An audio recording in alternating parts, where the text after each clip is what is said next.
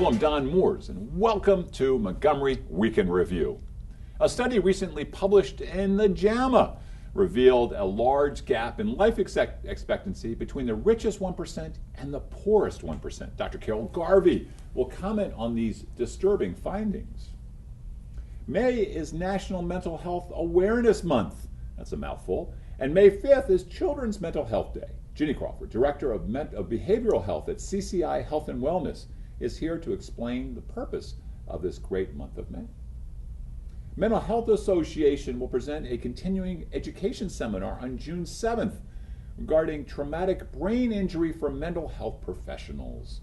Jessica Fuchs, who directs the Serving Together program for the Mental Health Association, is here to give us these details. The Affordable Housing Conference, known as the preeminent gathering in Montgomery County, has taken place in the springtime for many years and is still one of the most valuable resources this community has. Barbara Goldberg-Goldman has been the co-chair, founder of this important event for many years. She's here to tell us all about this great conference. Carol, it's so great to see you. Thank you. This issue of rich and poor and getting it down to the 1% and 1%, what an interesting study. It is, and it's really the first such complete study. You obviously want to be at the higher end of the income scale. Health-wise? Well, money-wise. Okay.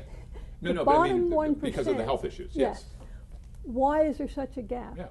The major associations with being in the bottom 1% are obesity, right, smoking, and lack of exercise. Let me ask you, the lack of exercise, and then I want to get to the richest 1% with exercise. It seems to me that if you're in the poorest, you don't have access to a lot of transportation. I spend a lot of time in the developing world and very poor. You walk all the time. It's surprising to me that lack of exercise is one of the issues for the poorest 1%. There was not in the study a description of the driving habits of the 1%, right, but in New York City, for instance, where the poor did a lot better than in the rural areas, of course, people do a lot of walking. I think in rural areas, people find ways to get around without walking. So we have those risk factors for the poorest 1%. What is it about the richest 1% that gets their life expectancy so much better than those who are poor? Well, of course, for individuals, not smoking, controlling your weight, and exercising. Right. But for communities, it's very interesting. Poor people do better in richer communities, and associated specifically with more education, right, more educated, right, and more government spending, okay, and a higher number of immigrants. Fascinating. Yeah. Maybe we can get into this a little bit. I don't know if anybody has any questions, but I'm fascinated. Why immigrants? What's this issue Again, there? the study didn't analyze that, but we do know that first-generation immigrants tend to be healthier than people who've been in the country for longer. Okay. The other thing is the study only looked at people over the age of 40.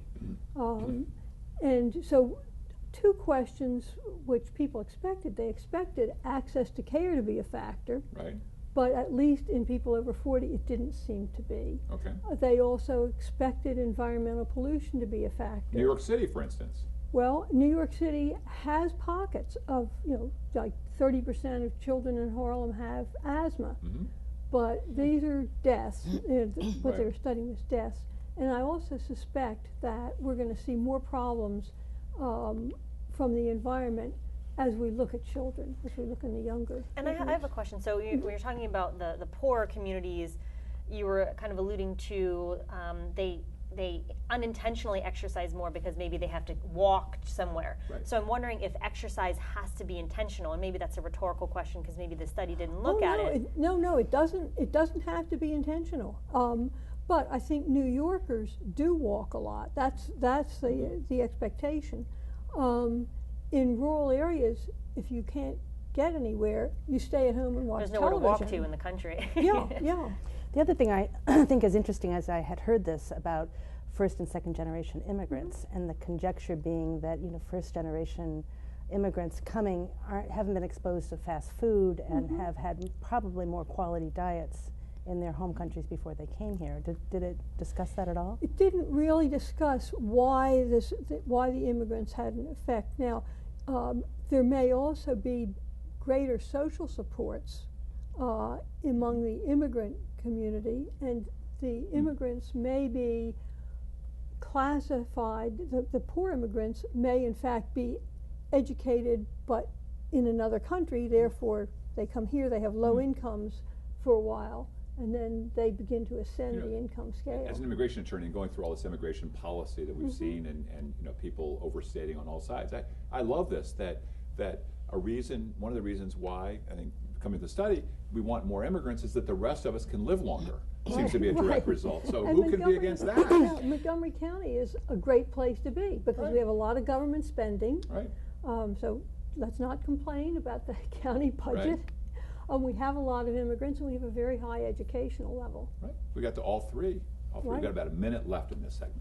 Lots of benefits to having people from other countries living in our own community, whether it be our restaurants, whether it be the languages that our children are learning, and also just knowing about other people's backgrounds makes us a much richer community. Oh, you bet. And I think the immigrants in Montgomery County, on average, have a higher educational level than the Native Americans. Now, we were talking about physical health. We're talking about life expectancy. Yes. So this didn't. We've got the next two stories are going to be about mental health. Did it get into mental health issues at all? The study? No. It was really just a death study, really. Okay. Looking at life expectancy, and they found that in men, the difference between lowest and highest 1% was 15 years, and women 10 years. Well, I'm Lucy. As a man, I'm glad I'm in Montgomery County and I'm not someplace else. Thank you so much, Carol. All right, so we go from here, and now we do hit to the mental health issues, and May, Mental Health Awareness Month. We've got the kids looking at the children's mental health issues. Jenny, welcome to Thank our you. show. So May is Mental Health Month nationally. It's supported by a lot of the federal agencies, and there are local activities that go on in almost every state. And May 5th is a particular spotlight on children and children's mental health awareness, because children also suffer from mental health issues.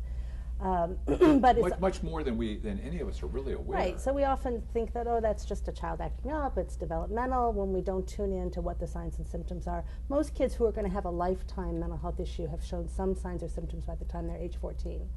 But depression is the thing that I really want to talk about for a minute, because there are close to 16 million people at any one point in time who suffer from depression, and we don't recognize it. We don't recognize irritability, the desire to sleep a lot, feeling numb, feeling hopeless. We often just think of that as life struggles. Well, put that in context. So 16 million as a number out there.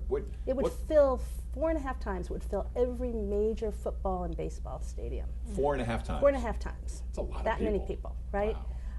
And probably I'll think about it, somebody in our lifetime, in our friends or in our family has suffered from depression. But most people don't get the treatment. And the thing that's sad about that is that it's one of the things that is easily treatable. It's also one of the things that impacts work and function dramatically. No, I lost two of my classmates, Bethesda residents, two of my law school classmates, both to suicide. And we, one was the class clown. Another one just easygoing and wonderful, and we look back and we miss those signs. Right. The Youth Risk Behavior Survey, we began to use it in this county just a few years ago. It's been around since 1990, but there's a middle school version and a high school version, and that actually has questions about suicide thoughts and depression and such, and that's a very useful tool. It's so important to get screened. At our health centers now, we see 26,000 patients in Montgomery and Prince George's County. We're screening for depression at every single visit for adolescents and adults. How are we doing with the stigma?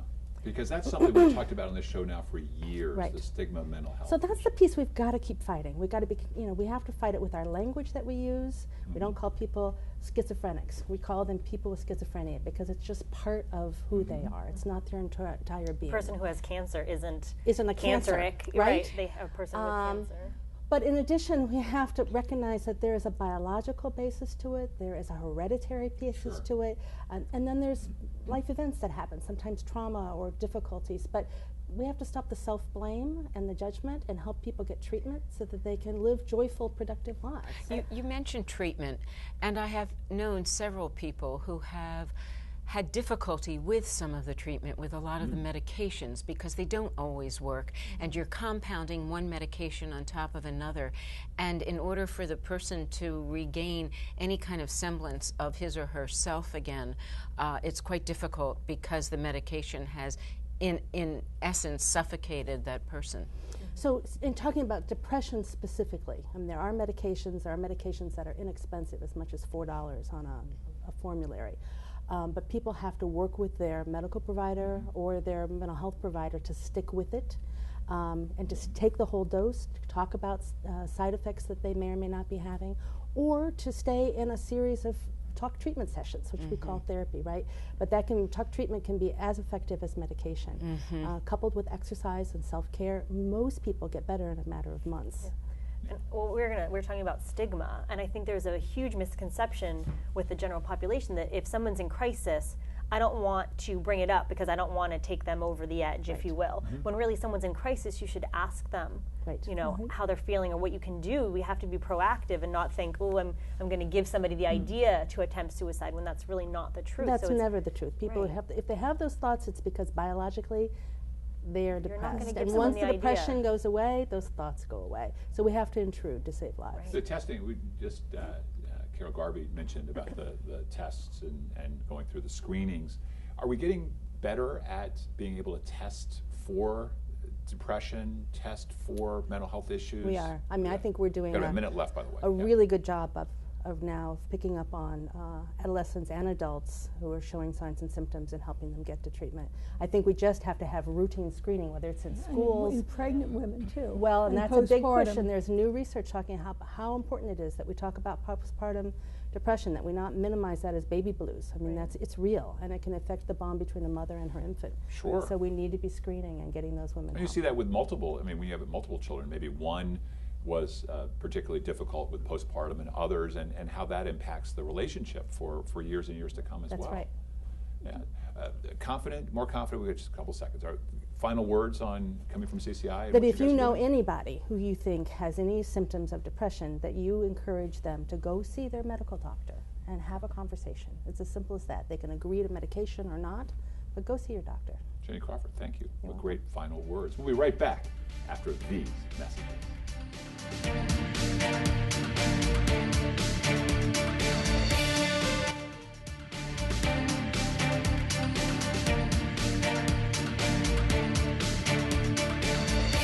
And we're back. One of my favorite guests on this show. She is back. Stop it, Dawn. How's the daughter? She's great. She's good. She's bad, just like me. A year, right? Yes. Oh, congratulations. You and your husband, so proud. Goes too fast.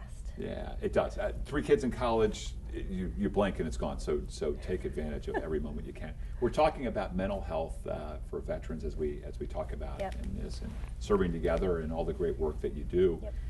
Tell us a little bit about what's coming up and what we should be looking ahead to. Well, this is a great segue because May is also Military Appreciation Month. As you guys know, at the end of the month is Memorial Day, where we honor those who have made the ultimate sacrifice for our country. So it's different than Veterans Day. I always like to put that plug in there. Okay. Memorial Day is not the same as Veterans Day.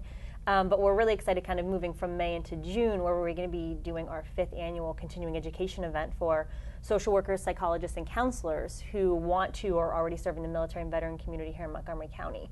Great. And we're very excited to do a topic this year about traumatic brain injury in veterans, because it's a huge issue that there's just not a lot of research on yet. There's still so much we have to learn about it. But so much has come out because of all these things that have happened in Iraq and Afghanistan that as I understand it, get me if I'm wrong, soldiers who never would have been alive in past wars are able to survive because of the interventions, and now we have a lifetime of doing what you do. Yeah, I mean, just the medical advances we've had. And I think we learn a lot about medicine in general because of military activities. You know, so amputees, somebody who would have died in Vietnam is living and thriving today. But there is just, we talk about post-traumatic stress disorder and traumatic brain injury as the signature wounds of Iraq and Afghanistan because of the improvised explosive devices, the detonated bombs, and there were so many of those. And so there's just not a lot that we know about it. You hear a lot about post-traumatic stress disorder. We talk about suicide rates in the military and veteran community, which is very high, which we're still trying to figure out, what is that all about and the numbers there. But, this is an issue that a lot of providers in the community we've heard a lot about because they're craving this information. And so we're going to be talking about the clinical implications of a physical traumatic brain injury as it relates to a psychological injury like post-traumatic stress disorder. Is the military doing the study of autopsies of brains of injured soldiers the way the sports world is doing?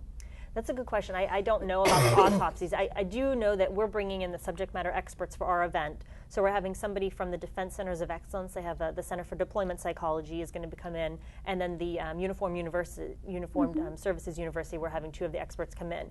And I don't know about the autopsies, but they're doing a lot of research with post-concussive symptoms of veterans. Probably PET scans too. I would think would be very useful in this. So they're going to be comparing those who have not had those symptoms with those who had. They're looking at simple things like driving and different cognitive changes there. So there's just a lot. But what I'm I guess interested in is the crossover between the physical, the somatic, and the psychological, and how those can affect one another. I've heard other people even describe the psychological injuries as being a physical change in the brain. Sure. Because a lot of people don't talk about, post-traumatic stress disorder is a biological response, a natural biological response to unnatural circumstances. And we talk about stigma, we try to kind of reiterate that. But there just hasn't, I don't think, been a lot of conversation around traumatic brain injury. Well, I was going to say, and we're seeing the brain scans with children who are exposed to trauma and the changes physiologically. So it makes absolute sense that it would with traumatic brain injury, right? Yeah, so housing and healthcare really are inextricably linked. You can't take one without the other. A family needs a home and it needs quality healthcare for every member, each and every member. And quite frankly, quality health care and decent, safe, and affordable housing really are rights and should not be considered privileges here in America, and especially here in Montgomery County.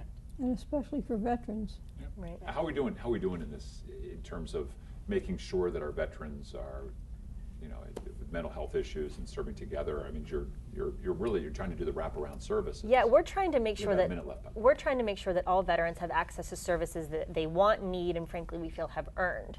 And many veterans we've heard, there have been studies done in Montgomery County, studies done in Northern Virginia, and we're hoping to do some more in the DC area to figure out what those needs are. So veterans, they call us every day for financial assistance. They call us every day for employment, housing services. And what we really try to get across to the provider community is that, you may not necessarily, it doesn't matter to you if they're a veteran or not, because you're going to provide them the best service. But guess what? That veteran has specific resources because they served that they're eligible for, that you should know about. And that's what Serving Together is here for you guys as the provider and also for the veteran. So we can make it easier and make some phone calls and do the footwork. We're the subject matter experts for veteran resources in this region. Call us, use us. ServingTogetherProject.org. ServingTogetherProject.org. Find us, call us. Well, and anybody watching us has found you? Yay. And much to their joy. And their day is better. Their day is better. Thank you so much for being here. Barbara. Yes. Gold bling. Yeah, I guess so.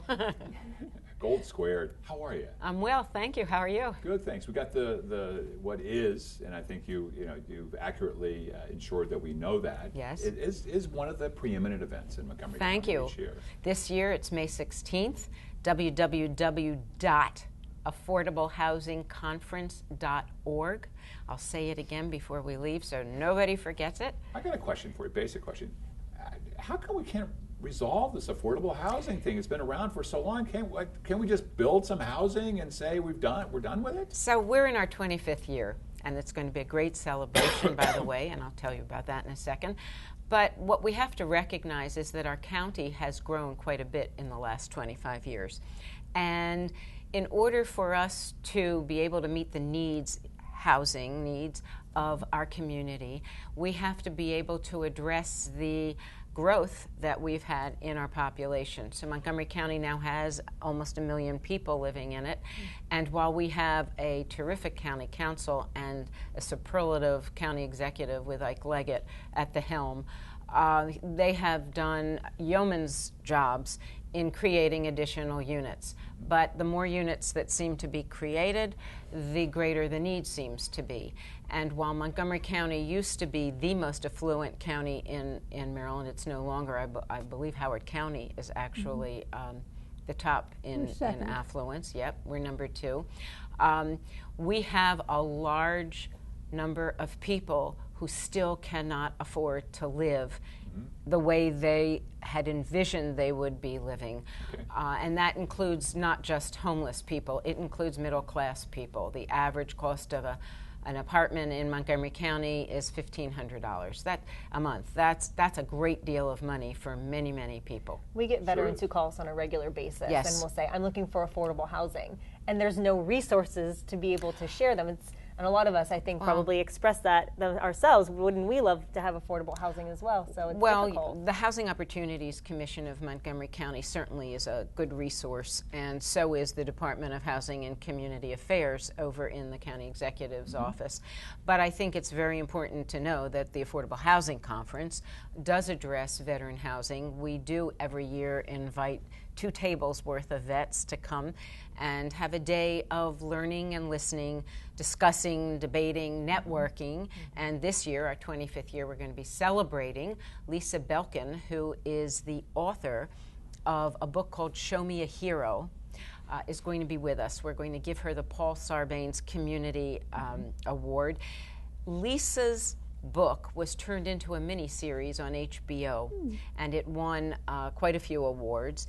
And she's going to be with us. We're going to show some episodes of Show Me a Hero, but veterans housing specifically will be addressed at the conference. It's critical that we take care of people who take care of us. Right, I agree. If we look at the bottom of the income scale, public housing, yes, Section 8 or whatever, what kind of a waiting list is there? So I'm glad you brought that up, because it changes every year, and waiting lists are closed and open depending upon what the demand is. We have probably 30,000 people now on a waiting list. This is a huge number. It may translate into 17,000 families. Now, in June, for all I know, it could close or it could reopen. But we do have a very long waiting list here in Montgomery County, and believe it or not, there are people who do live on the side of the road in buses, in abandoned buses, right here in Montgomery County. But that's not, I don't mean to draw a picture that nothing's being done, because a great deal is being done, and we are fortunate indeed to have elected officials who are addressing this issue. And I think if you're single, you're lower priority than if you're a family. Well, it's not that you're a lower priority, but when you are a family, you do get some points for having children, or with children who are disabled. Also, there are priority less than a minute left. I was just going to ask you, for those of us who live here in Montgomery County, often the face of homelessness is not like it is in D.C. Fewer park benches. People are doubled up in housing. They're living in buses, like you said. So if you know somebody, a family that's needs affordable housing, where does a neighbor refer them? So I would refer them to the Housing Opportunities Commission of Montgomery County, as well as the Department of Housing and Community Affairs over in the County Executive's office. And you can probably get to either of those with 311. Yes, I believe that's true. Any county service, dial 311. Exactly. And come to the Affordable Housing Conference. Everybody, come one, come all. Come learn. What was Let's that? do it. I can't remember. What was that website? AffordableHousingConference.org. And you can register online, give us a call. Our phone number will be on the website. Give us a call, and we'll get you together with all of the 500 people, 600 people that will be joining us. See you there, everybody. Let's all be out there, and all of you, in addition to going to the conference, thank you for joining me this week. Thank you for joining me this week here right now for this week's edition of Montgomery Week in Review. I'm Don Moores, inviting you to join us next week at this very same time.